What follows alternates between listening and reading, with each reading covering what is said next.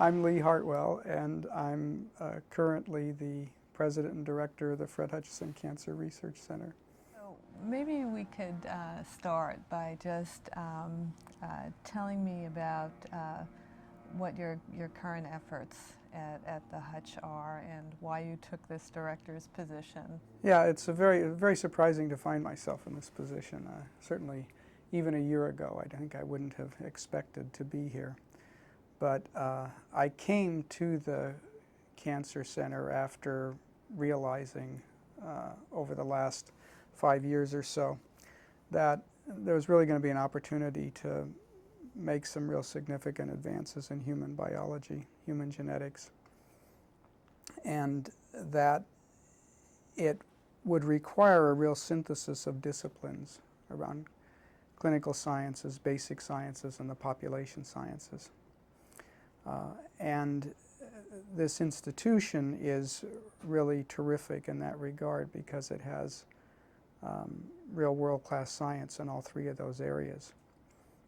So I had originally been recruited to as a possible director of one of the divisions here, and decided I didn't want to do that because I really wanted to try to play some role in facilitating the dialogue between the divisions. And so I took a position that I created, which was to try to facilitate this kind of interaction. And then I guess the institution liked it because they were searching for a director, and I became the choice for the director. And at that point I decided it was either put up or shut up. I mean, I was being given the mandate to try to take the institution in the direction that I felt that biology was going, and so I didn't feel like I could say no. Let's go back a little bit to how you got to this point, okay? And tell me about when you were a kid.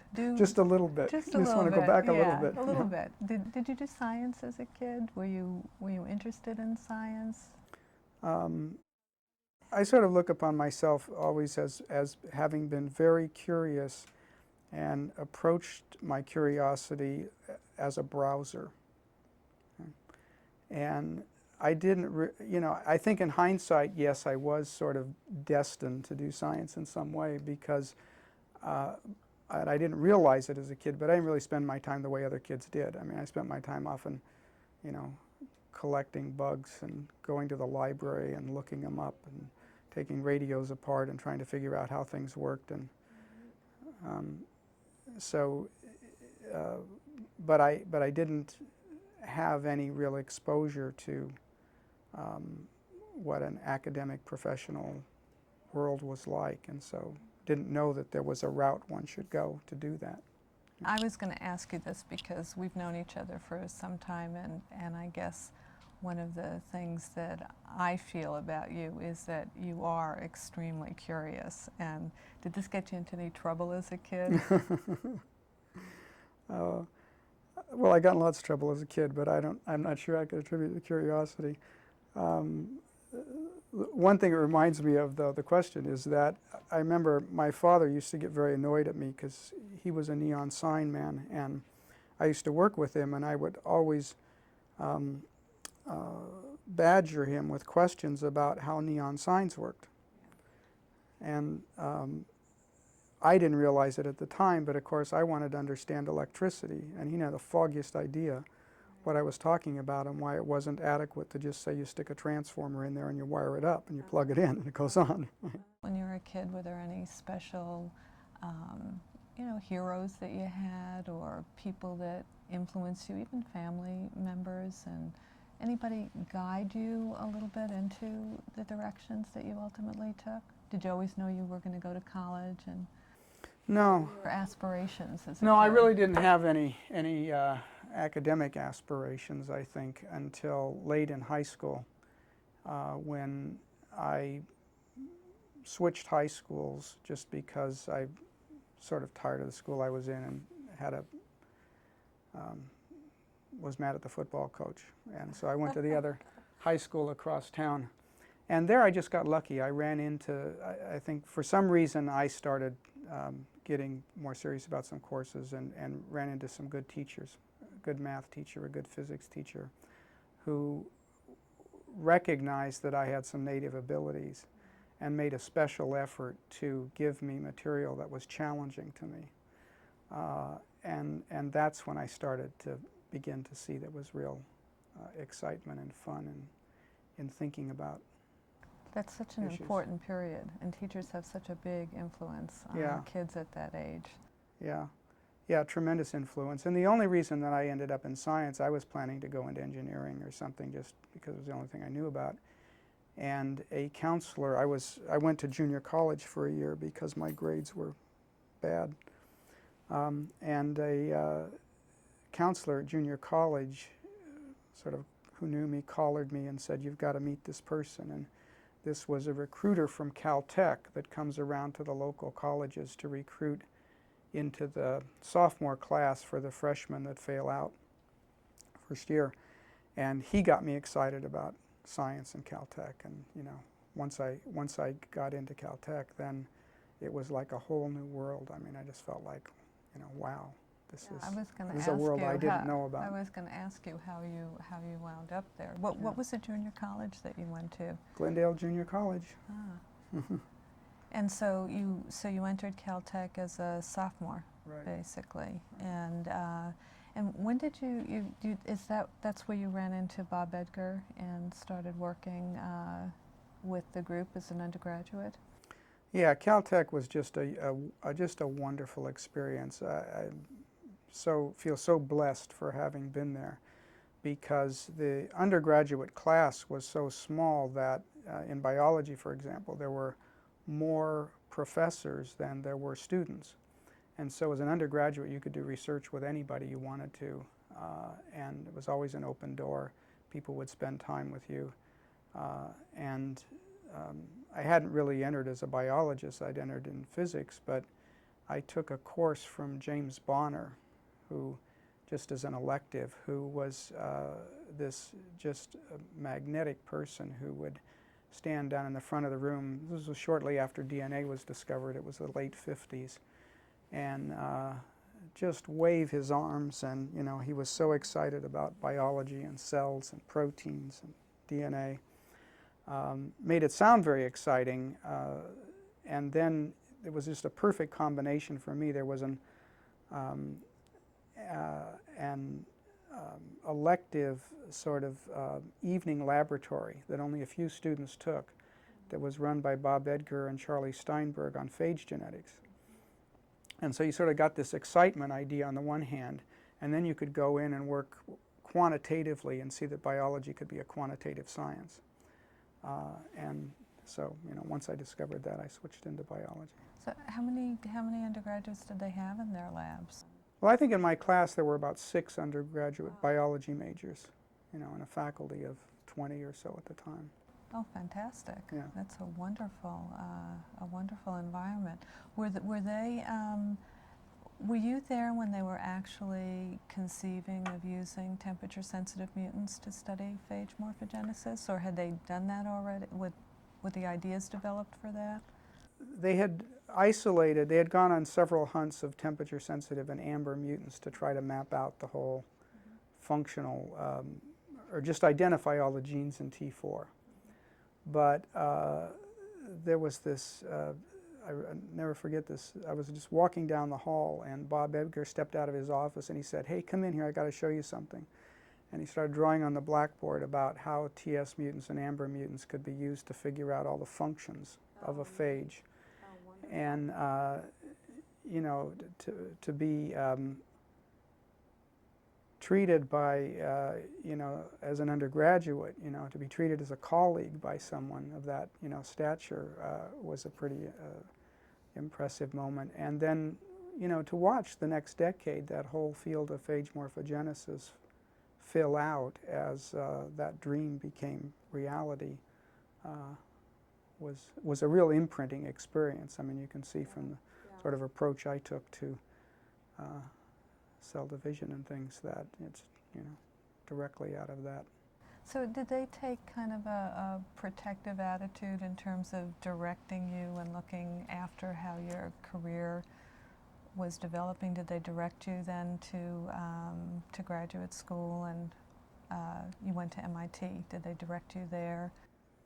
How did that happen? Not really. I don't think there was a lot of mentoring. I think you were treated pretty much as an adult, and the opportunity was there if you wanted to take advantage of it. I do remember talking to Bob Edgar about choice of graduate schools and him recommending MIT, which is where I went.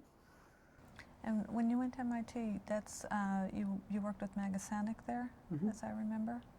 How did you wind up in his lab, and what were you working on? And well, one of the things that was also neat about the program at Caltech was that you could just take reading credit if you wanted to. And so I did that every quarter. There was a topic I wanted to study, and you'd get some faculty member and you just go read about it and learn about it. And one of the areas I got very interested in was gene regulation. And at that time, there really only seemed to be two people in the country who were, to my knowledge, working in the area, and that was Art Pardee and Boris Magasanik. And I ended up going to MIT specifically to work with Boris Magasanik. And it was sort of amusing because I applied to and was admitted to the biochemistry department, and when I arrived I discovered he wasn't in the biochemistry department. So one of my first tasks was to meet with the heads of the departments and explain why I wanted to switch departments.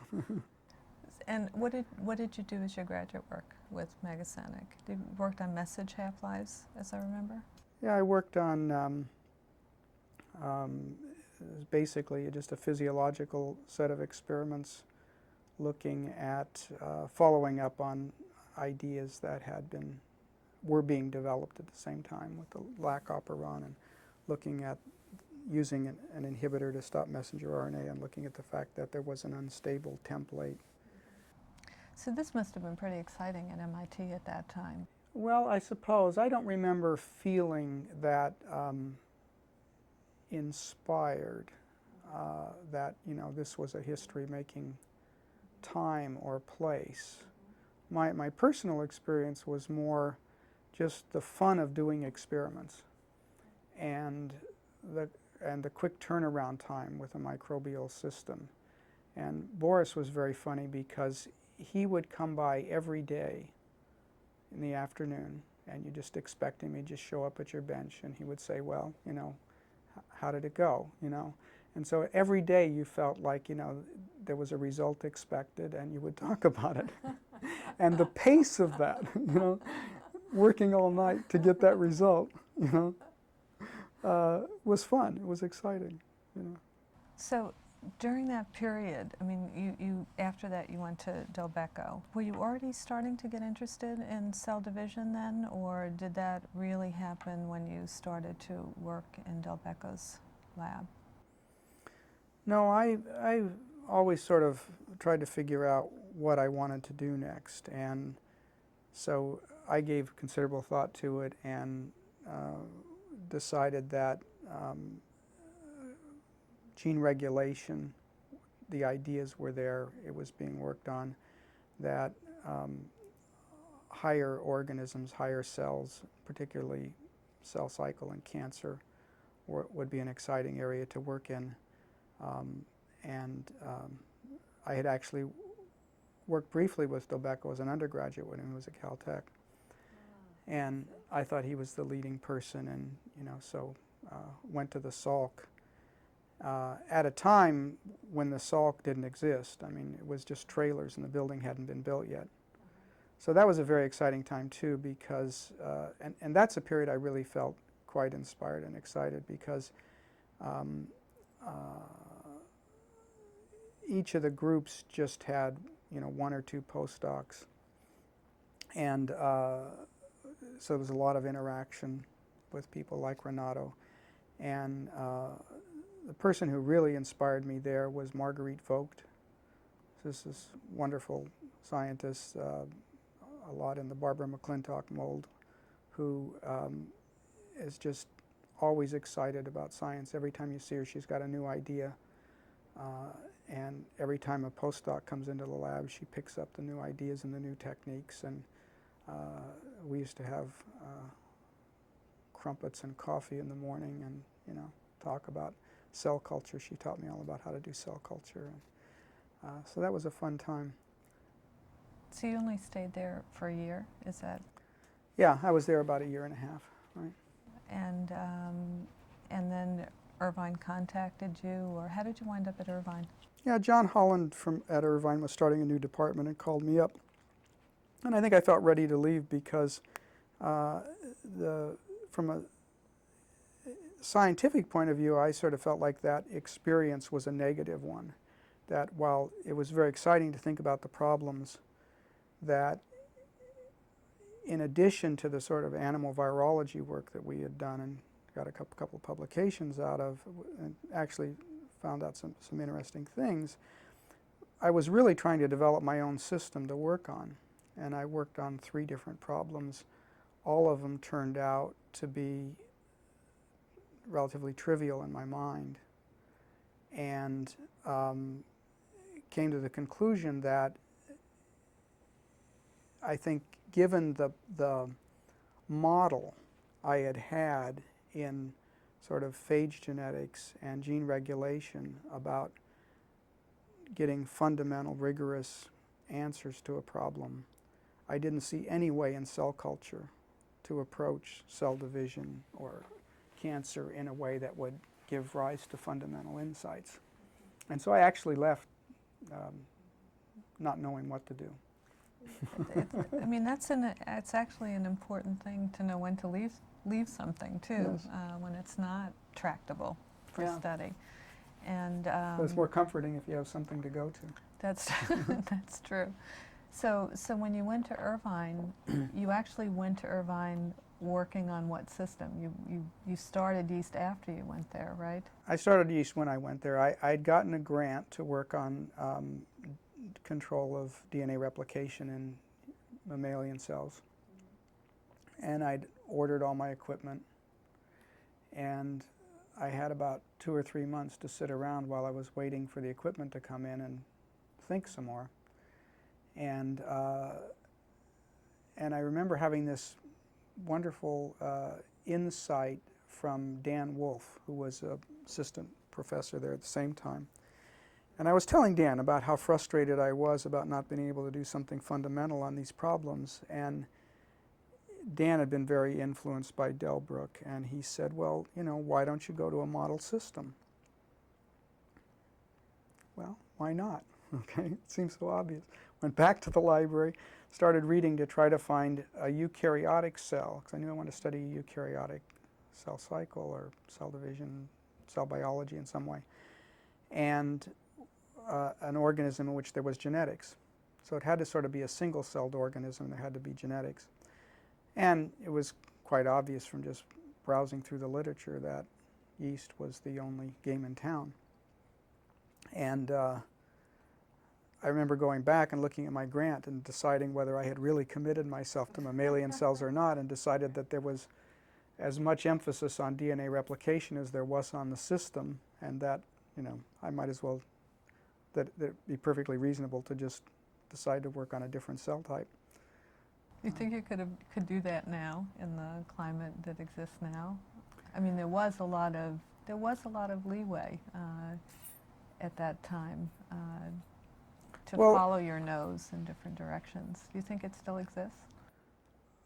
I'm not sure it's so different. It is different, but in the sense that you always have to propose something that seems reasonable. I've never felt constrained by what I proposed. And it's just up to you by the time the next grant renewal comes in to show that you did something useful. I mean, that's the way I've always looked at the system, and it's worked. But I must say, if you look back at my grants, you'll find I almost never did what we said we were going to do, just because that was what you could think of at the moment. And so actually practically when you first started working with yeast, I know that you came up to Seattle. That's when we first met each other. That was when, around 1964 or Probably so? was 1964, yeah.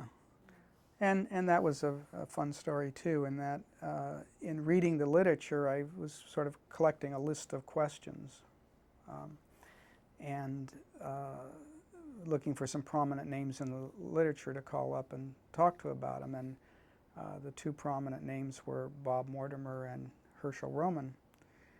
And so I remember calling Herschel and telling him I was interested in working with yeast and had a few questions I wanted to ask him. And I got to about the third question, and in Herschel's characteristic way, there was this pause. And instead of trying to answer the question, he said, "You know, I think you need to come up." You could tell how naive I was. And so as I remember it, I spent a day with Bob Mortimer, and I spent a day in Herschel's department, talked with you, talked with Don Hawthorne, and you know, experienced this tremendous generosity, right, where Hirsch and Don sent me back with one of these Dayfron Brun pneumatic micromanipulators so that I could start learning how to do yeast genetics. When you started to isolate TS mutants, and you actually started to set up the system in yeast, what was your immediate goal in isolating temperature-sensitive mutants? Was it to study DNA replication? That's what had been my impression, rather than the cell cycle in the long-range term. Yeah, I think that my interest would have been to focus on DNA replication if I could, but I didn't know what was going to come out, and it was just following this paradigm that Bob Edgar had followed with phage, and just say, let's isolate a lot of mutants and look at them for macromolecule synthesis, cell division, various parameters, and just see what classes they fall into. And so we found mutants. I mean, it's all a kinetic argument. We found mutants in which protein synthesis was the first thing to shut off, other mutants in which RNA synthesis, other mutants DNA synthesis. And so just to see if we could get somewhere, I had a good friend and colleague at Irvine, Cal McLaughlin, who had experience in working in protein synthetic systems. And so we went in to see if we could find the molecular defect in any of these mutants, and were able to identify some defects in tRNA synthetases and defects that affected interesting processes that weren't yet biochemically worked out, like the initiation of protein synthesis. And I don't think there was anything very insightful about the project other than sort of the chutzpah to think that you could get somewhere with such a complicated thing. And it harks back to my feelings, you know, that you always get further in the long run than you're expected to. I remember being at a meeting early in the game where I presented some of this and having Delbruck say, you know, it's crazy to try to work on something this complex, you know. And he was absolutely right at the time. And if it hadn't been for recombinant DNA and, you know, that whole revolution in DNA technology, we never would have found out very much about the mutants. So I think there's a real role for just stepping out where you see there's a need and trusting that, you know, science will sort of, you know, carry you along, because it really moves at an incredible speed over decades, you know. I mean, but you had the vision of where it might go. Yeah. You know, and it was a courageous thing because it was very complicated, but still there was the vision that was driving it all along. Or just more the sort of, what else can you do? If that's what you're excited about, you just got to try. Right. You know, so that's just the feeling, you know. So you weren't really at Irvine very long. You were there maybe 3 years. 3 years. Yeah. And then I got a call. Then I got a call from Herschel Roman, saying, you know, would you be interested in coming up to the genetics department at the University of Washington? And that was a very, I thought that just made a lot of sense, because I had never had any genetics training. I mean, even aside from my undergraduate in phage genetics, but as a graduate student, a postdoc, I had done no genetics. So I really felt like if I was taking primarily a genetics approach to a problem, it would do me a lot of good to be in a genetics department where I could get some advice. The department was a small department when you first joined it, but there was a pretty big use group that was developing there. And so when you first came into this kind of environment where people were really excited about yeast, a lot of biology was being done, and you were working on this problem, were there people there that really affected how you thought about the problem? I mean, you moved there because of the genetic influence, and did you get what you expected when you went to Seattle? Yeah, but probably surprisingly from a different corner is that I think the person who influenced me the most in my thinking was Larry Sandler. I mean, Larry was a real geneticist. I think that's true for me too. Yeah. Yeah, and I can remember very often when I had a problem or something I was trying to think about, I'd go to Larry, sit down in Larry's office and have a conversation about it. So when you first came, did you bring any students with you, or did you start all over when you moved to Seattle? And how did that first group form from 1970 to 1973 that was really such an exciting period in the lab when all the main paradigm was starting to be established for the cell cycle mutants? Well, it was, I don't know, just happenstance, sort of. I had one student. I had worked primarily by myself and with some undergraduates at Irvine. So the initial stage, there was one graduate student at Irvine that I had who actually came to Seattle at the same time, but he then became a postdoc with Stan Gardler. So I didn't come with any students, and the people who were in the lab were Brian Reed, who at first came as an undergraduate, Joe Collotti, who came to the department from Irvine. I don't think Joe and I knew one another before he actually came to the department. And then Lynna Hereford, who had transferred from Yale, I think because her husband got a job in Seattle or something.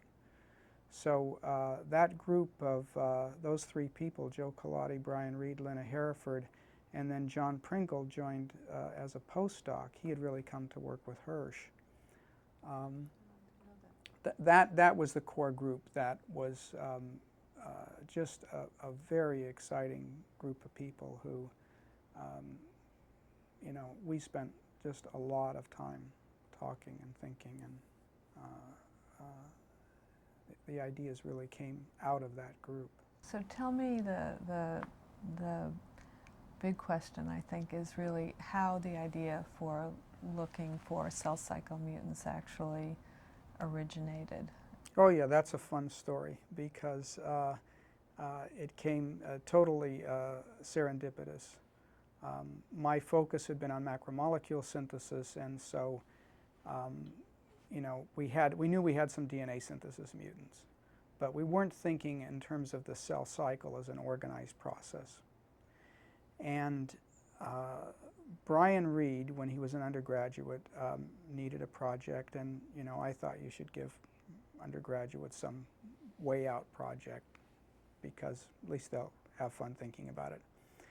And the project I gave him was to look for a phenomenon that Tracy Sonneborn had described in Paramecium, which is cortical inheritance.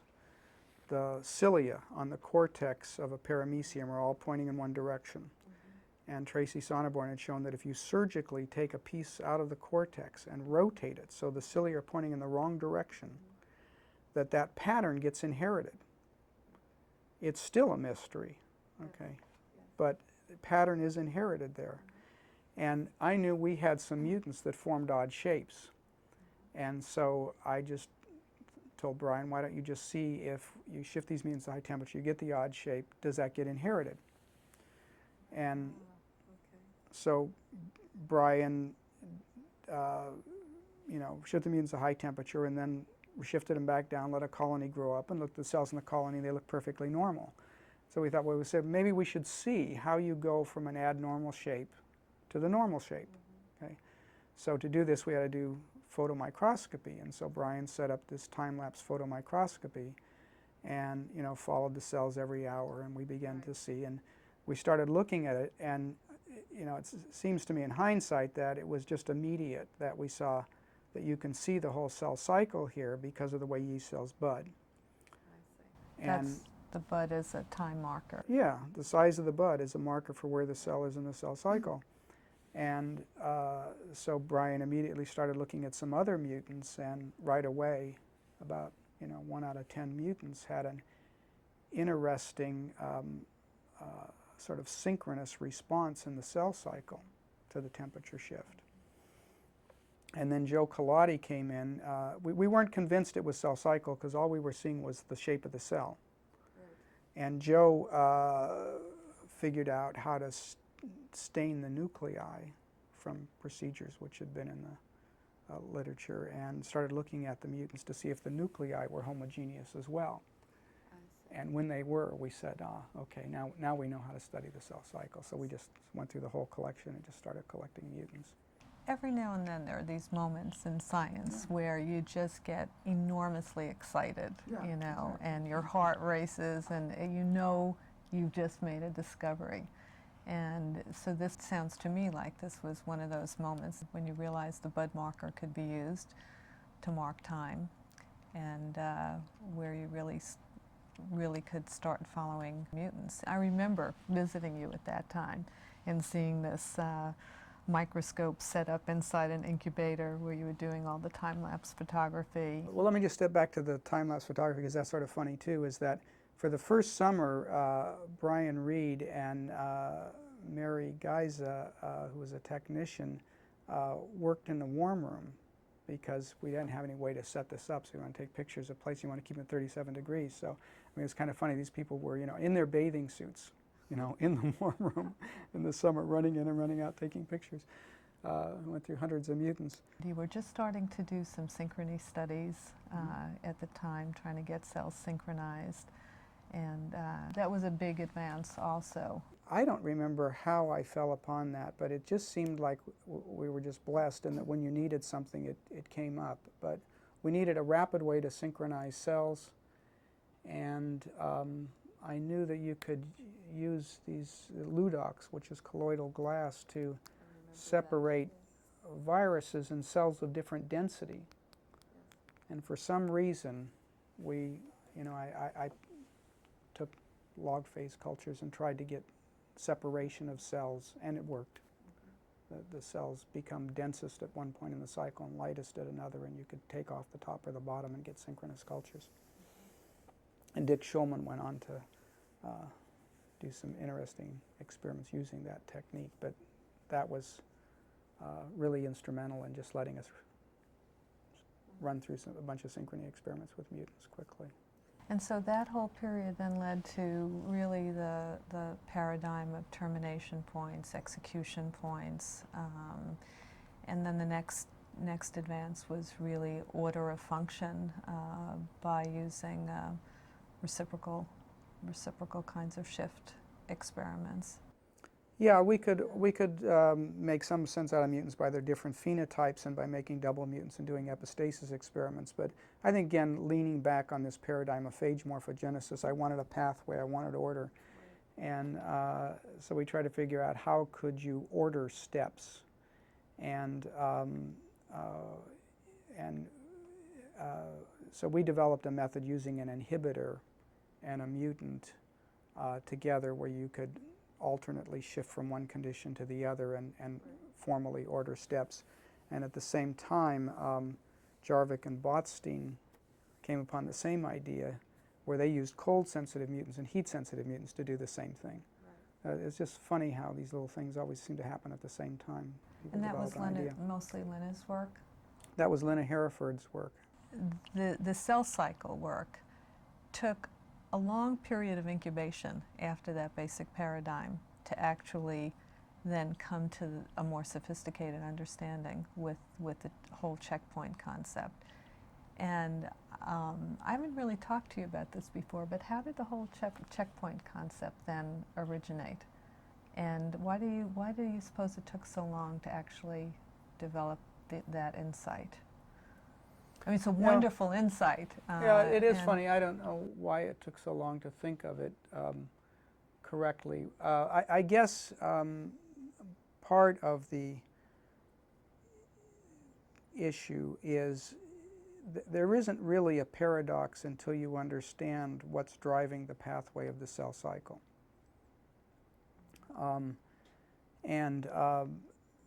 You know, it took the whole discovering of the cyclin-dependent kinases and the ubiquitin processing pathway to understand what the actual driving force through the cell cycle was. And Steve Reed, and this was pretty early. I mean, Steve Reed cloned CDC28 and figured out that it was a kinase quite early in the game.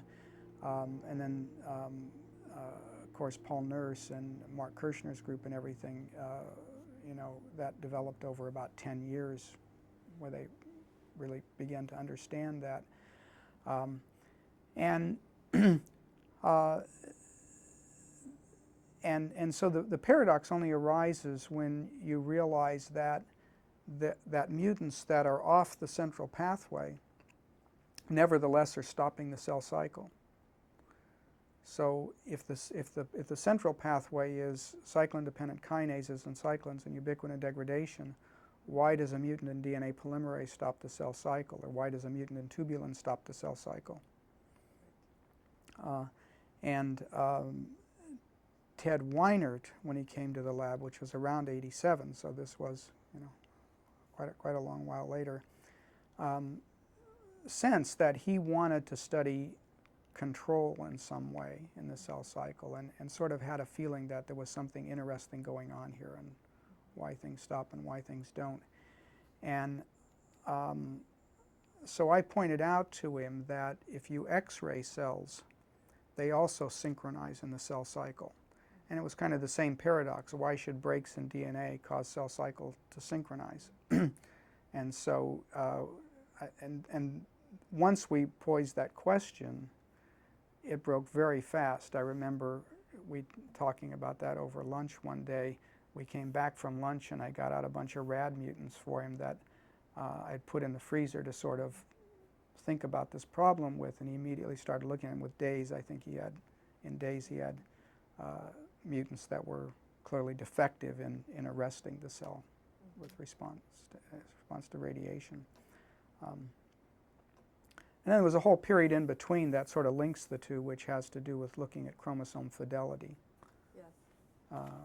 One of the things I really like about studying both the cell cycle and mating is that you can develop assays that have a very large dynamic range and are quantitative, over 5 orders of magnitude, and chromosome loss and recombination, and those things are useful assays from that point of view.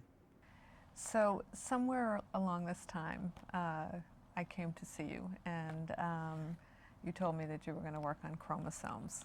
And I thought, okay, what are you going to do with chromosomes? So tell me about how this chromosome fidelity and working with chromosomes got into your head and what you wanted to accomplish. Well, I think it was really meiosis envy, right? Is that, you know, one had learned so much about meiosis by following the genetic markers because you get permanent heritable changes, okay? Yeah. And of course meiosis is designed to generate differences, and so it's a natural. And I remember feeling quite frustrated because mitosis is designed to generate sameness. Yes. How could you use, you know, the genetic markers as a way to figure out what was going on? So that led us to looking at errors in the mitotic process and what generates errors. The initial work was setting up a system to look for mutants that had an increased frequency of errors. This was work that Doug Wagner did. And we looked to see if we could perturb fidelity ourselves by overexpressing histones or overexpressing tubulins and things. And so that led into a whole series of studies about the fidelity in mutants, TS mutants when they were shifted up, and fidelity in a variety of contexts, and interest in repair pathways, and then that meshed very nicely with checkpoints. Yes, so that was a major conceptual shift. And really brought me back to cancer. Yes. Because cell cycles certainly connected to cancer, but not in as fundamental a way, it seemed to me, as the issue of fidelity, because I remember Renato Del Becco and Marguerite Vogt both being very fascinated by the fact that tumor cells were unstable in their distribution of their chromosomes. And so once we got our hands around being able to study what the processes are that control chromosome fidelity, I felt like we had a really direct route then into the cancer problem. And about that same time was when a lot of the cloning work was just getting started, and so that also was an entree into bringing in more molecular genetic approaches. Yeah, I think that the first cloning came in when Steve Reed was in the lab, and Ben Hall and Kim Naismith. So Kim Naismith and Steve Reed sort of cloned CDC28, and so that was the beginning of it, and then it was just natural from then on to start cloning genes. There was a sort of ban on cloning at that time, and I almost forbid Steve Reed from even trying to clone CDC28. He had to do it sort of without my permission. Another whole area that was really going on, almost, while all the rest of this was going on, which we mentioned before, was the whole story about mating and analysis of sterile mutants. And I mean, in some ways it was a little apart from the other work, but also dovetailed with it. In my mind, really opened up looking at signal transduction pathways, which is another connection to cancer, but coming at it from a different end. Well, the connection between mating and cell division was right from the beginning, because when cells mate, they arrest their cell cycles. And so we worked very early on how pheromones control cell division, and that got us interested in pheromones. And so there was a sort of parallel projects always going on in the lab, one in cell cycle and one in mating and pheromones and the pathway analysis. And yeah, to my mind, not my own work, but work in other laboratories, I think I almost consider the signal transduction mating pathway sort of the paradigm of how mammalian cells and yeast are so much in common. I mean, this 7-membrane receptor, the trimeric G protein, the MAP kinase to the transcription factor, I mean, it's just repeats itself over and over again. And I'm sort of hopeful that the mating pathway is going to be a useful paradigm for another type of study now. I've always felt that when I got interested in something that was primarily a sort of human problem, that if you thought about it enough, you could find the fundamentals and then study them in a model system where you could get at it. And the fundamental that really fascinates me now is this issue of genetic diversity. And what does genetic variation mean for biology? And I don't really know what the questions are, but that's what I want to study now. And I think the way to study that is probably in the mating pathway. Oh, that's interesting. Was really going to be my next question about whether or not you feel yeast as a model has served its usefulness, and we need to move on to higher systems now. You basically just answered that. Yeah. Yeah, not at all, because I think that understanding anything in a fundamental way is pretty impossible in humans without having the model of an organism that you can manipulate and control.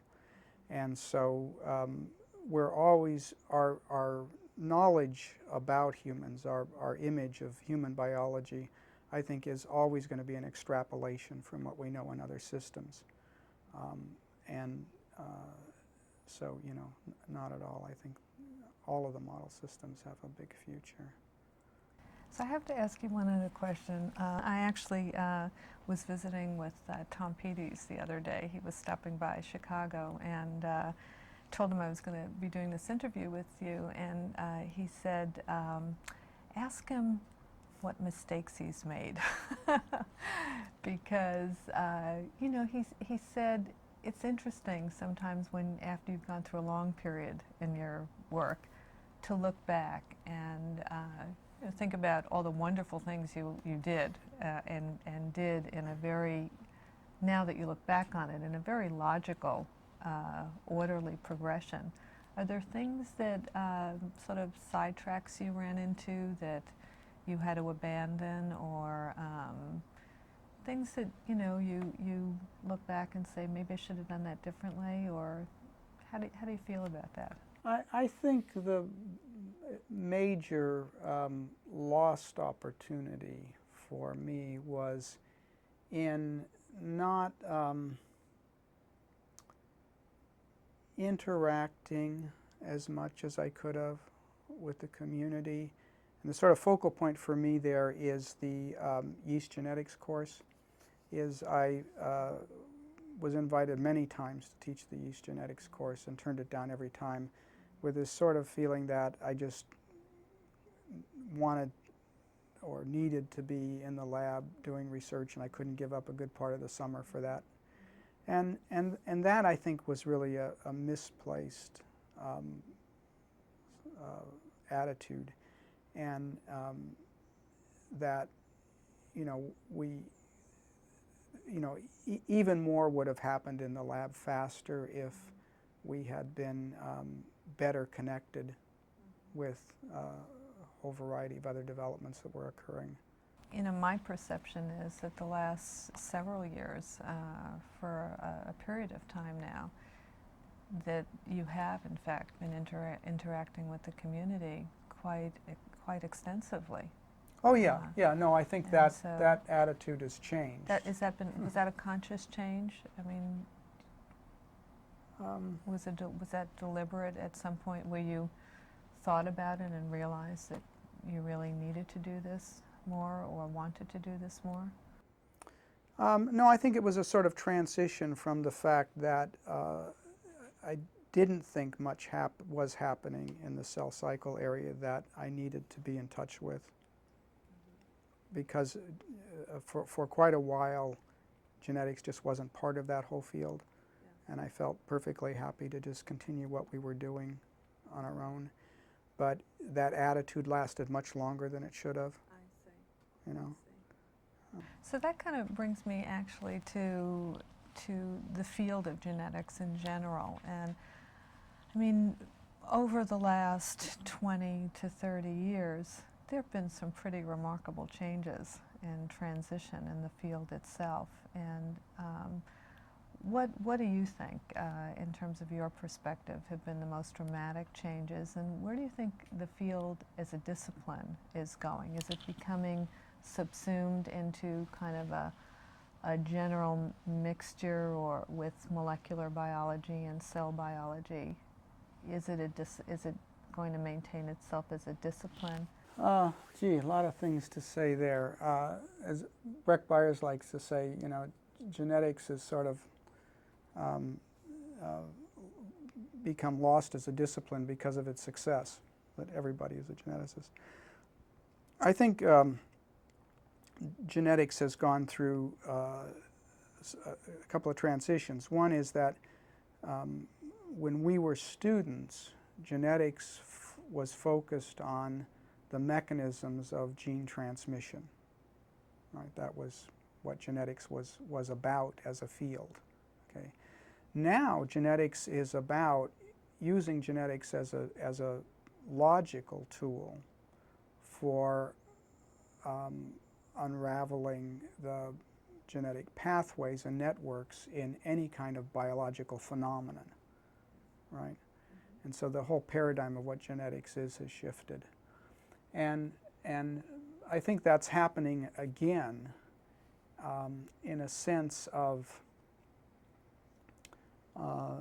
the formal analysis that we use for that process is being subsumed in a much larger process of which the sort of genomics approaches are really going to be prevalent, where you can access all the genes at the same time.